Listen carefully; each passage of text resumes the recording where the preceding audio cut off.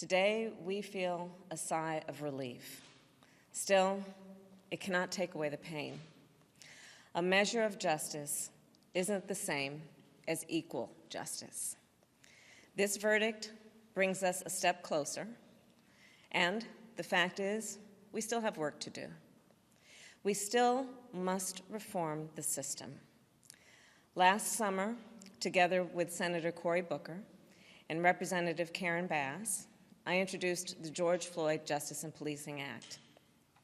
This bill would hold law enforcement accountable and help build trust between law enforcement and our communities.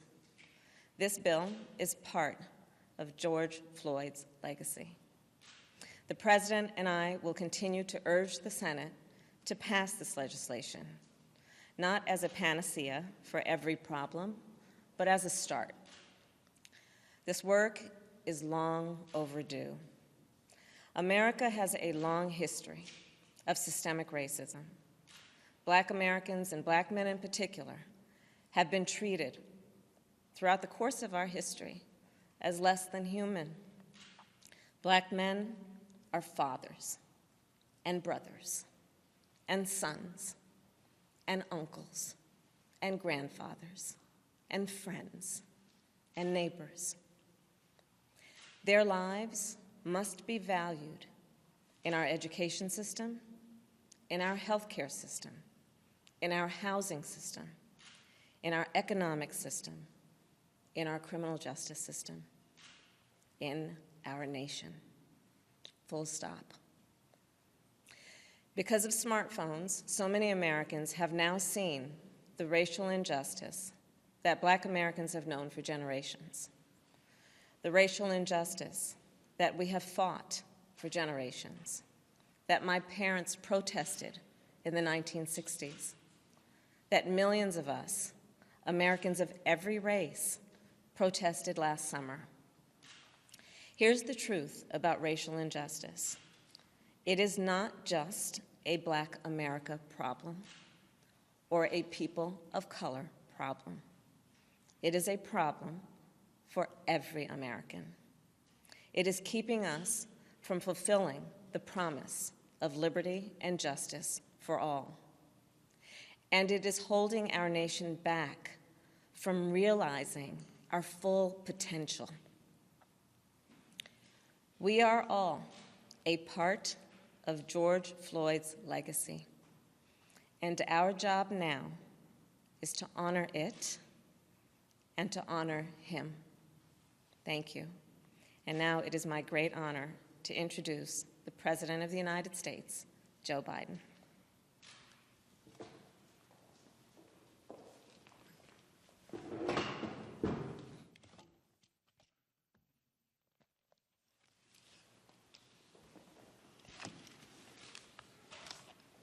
Today,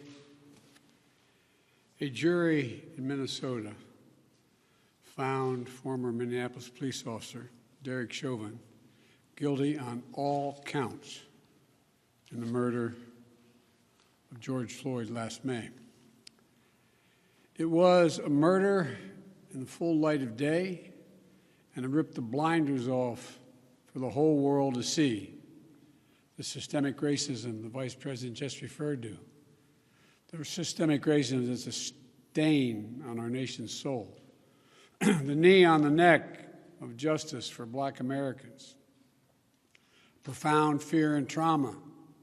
The pain, the exhaustion that Black and brown Americans experience every single day.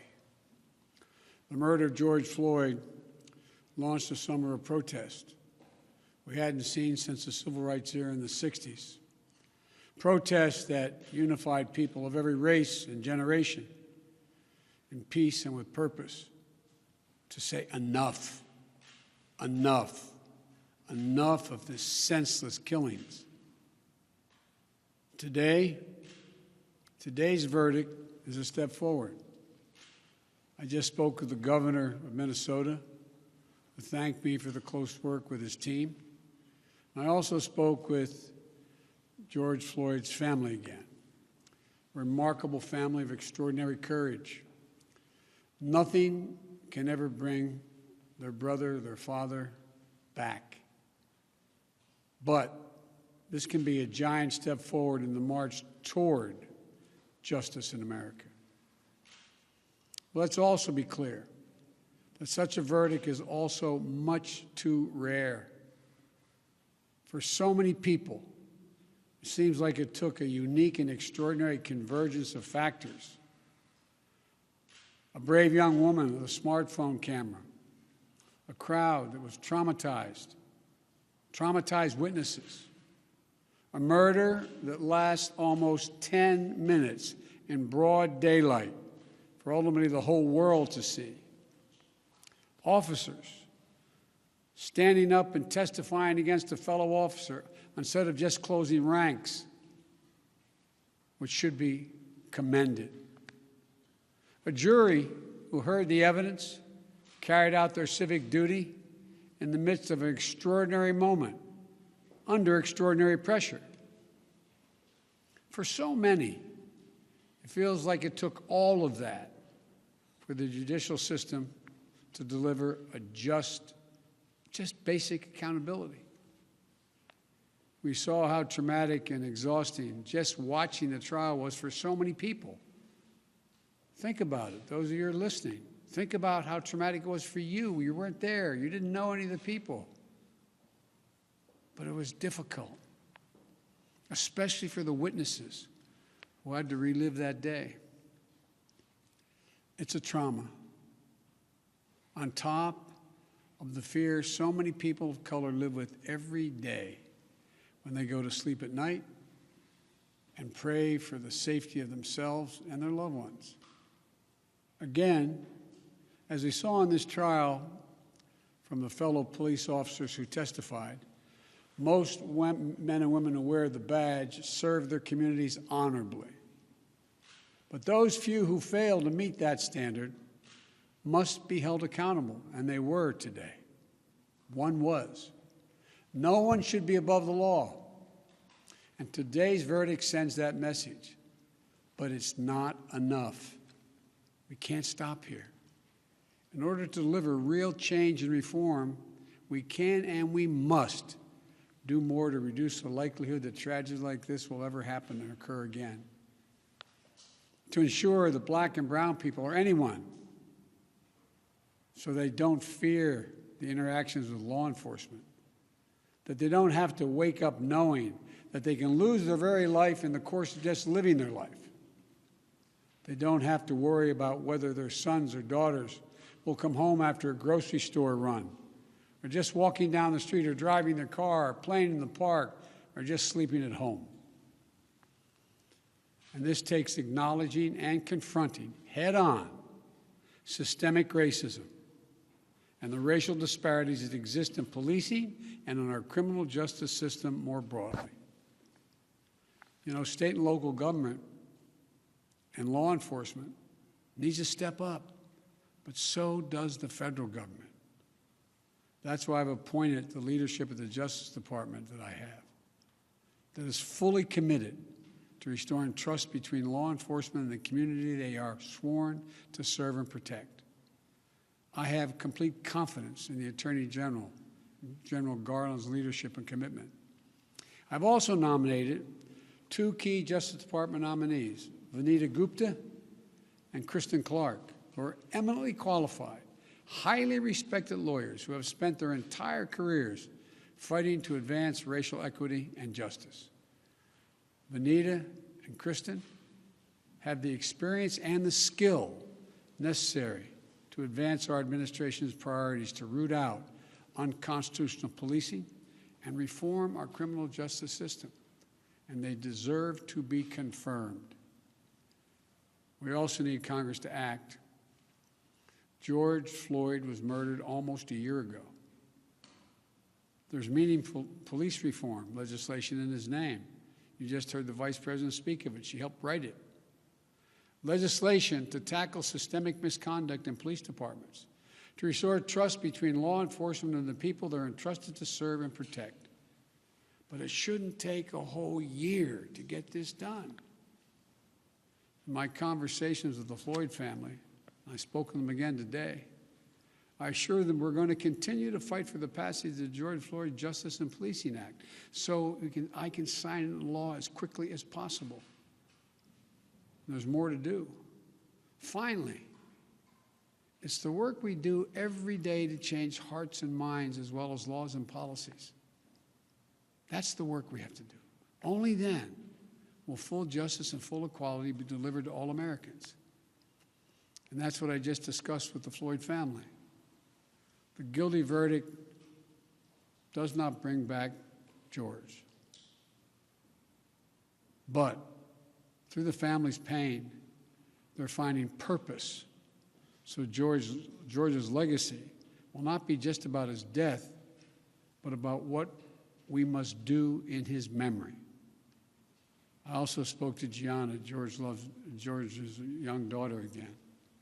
When I met her last year, I've said this before, at George's funeral, I told her how brave I thought she was.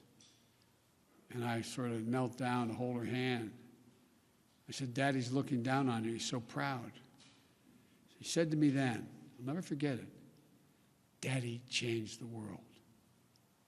I told her this afternoon, Daddy did change the world. Let that be his legacy, a legacy of peace, not violence, of justice.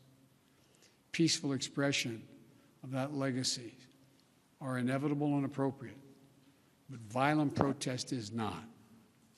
And there are those who will seek to exploit the raw emotions of the moment, agitators and extremists who have no interest in social justice, who seek to carry out violence, destroy property, fan the flames of hate and division, who do everything in their power to stop this country's march toward racial justice. We can't let them succeed. This is a time for this country to come together, to unite as Americans. There can never be any safe harbor for hate in America. I've said it many times. The battle for soul of this nation has been a constant push and pull for more than 240 years. A tug of war between the American ideal that we're all created equal and the harsh reality that racism has long torn us apart. At our best, the American ideal wins out. So we can't leave this moment or look away thinking our work is done. We have to look at it, we have to look as we did for those 9 minutes and 29 seconds. We have to listen. I can't breathe. I can't breathe. Those are George Floyd's last words. We can't let those words die with him. We have to keep hearing those words. We must not turn away. We can't turn away. We have a chance to begin to change the trajectory in this country. It's my hope and prayer that we live up to the legacy. May God bless you, but may God bless George Floyd and his family. Thank you for taking the time to be here. This can be a moment of significant change. Thank you.